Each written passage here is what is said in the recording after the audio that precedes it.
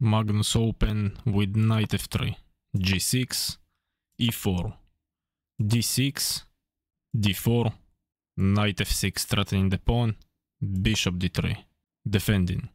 bishop g7, castles, and rook e1, knight c6 developing, d5, knight b4, bishop back defending the pawn, and here better was e6, but Andreikin played e5, and after a3 knight a6, b4, and Magnus takes the initiative with the space advantage. Knight h5, c4, knight f4, knight c3, and here Andreikin must play something like c5 to stop the marching forward, but he plays h6. Okay, Magnus play rook a2, g5, with the hope to open the white king, bishop e3, white fully developed, bishop g4, but after h3,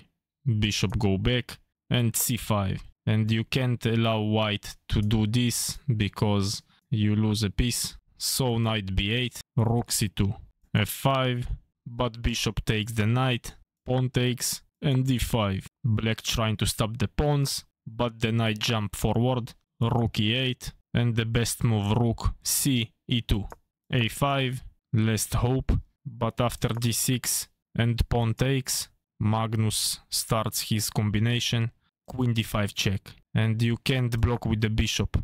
because of this trick, knight c4, and after bishop takes queen, rook e8 check,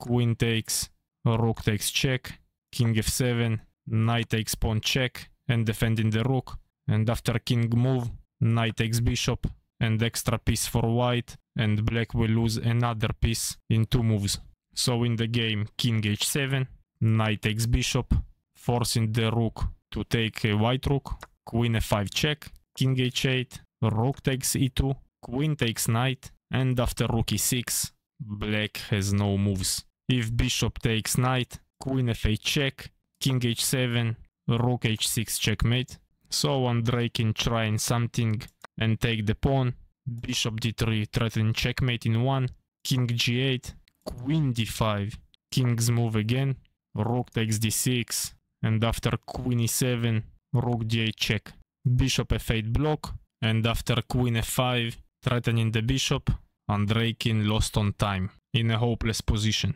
because if king g7, queen check, king moves, queen check, and after king e5, rook d5, checkmate, and if queen takes the rook, checkmate in 1. What a game.